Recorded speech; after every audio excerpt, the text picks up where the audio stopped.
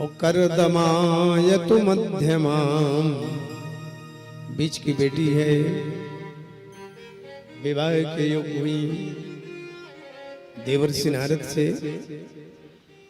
महाराज मनु ने निवेदन किया, आप सब जगह भ्रमण करते रहते हैं, कृपा करके बताइए कि मेरी बेटी का विवाह है और मेरे बेटी के योग्य कौन सा वर है, किसे मैं अपने बेटी को वर्णित कर दूं।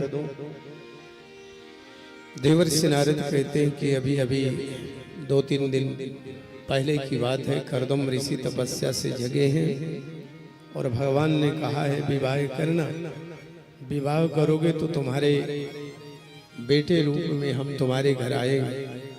यदि तुम्हारी बेटी का विवाह है, कर्दम ऋषि कर ले तो देवते के रूप में भगवान का तुम्हारे घर में पदार्पण हो जाएगा। कर्दम ऋषि के पास में मनु महाराज विवाह के प्रस्ताव को लेकर के जाते, अपनी बेटी का विवाह करना चाहता हूं आपके साथ, आप मेरी बेटी को स्वीकार करें। कर्दम ऋषि कहते, राजन कैसी बात कर रहे हैं आप, इतने बड़े सम्राट, आपकी बेटी राजकुमारी, आपके यहाँ समस्त सुविधाओं से परिपूर्ण, मैं वनवासी जंगल में रहने वाला, मेरे पास में कोई साधन सुविधा नहीं, आपकी बेटी मेरे पास में कैसे रह पाएगी।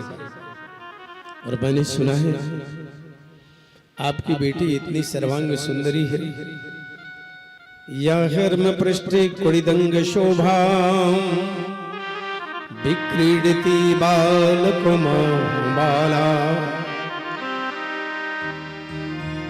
एक बार स्नानोपरांत अपने बाल धुलने के बाद आपकी बेटी छत में बाल सुखा रही थी।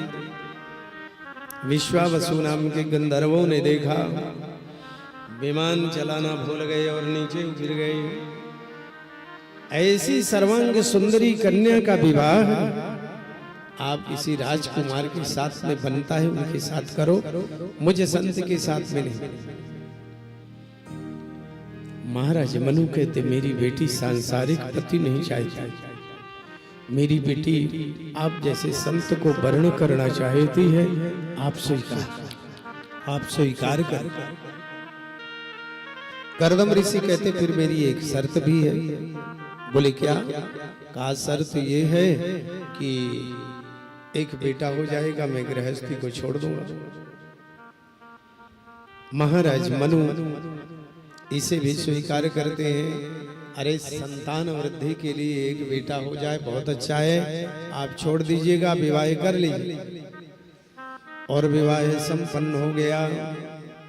विवाह में पहले कन्याओं की परीक्षा होती थी, ऐसे सामान्य। जब कर्दम ऋषि के पास में बेटी को दिखाने के लिए महाराज मनु आए, मनु शतरूपा और देवहूति 3 आए। मनु शतरूपा के लिए तीनों के लिए एक एक आसन डाल। मनु शतरूपा ने आसन स्वीकार किया, लेकिन बुद्धि की परीक्षा देखो कन्याओं की कैसी ले जाती। देवहूति के लिए जो आसन था, देवहूति उस आसन पर नहीं बैठी।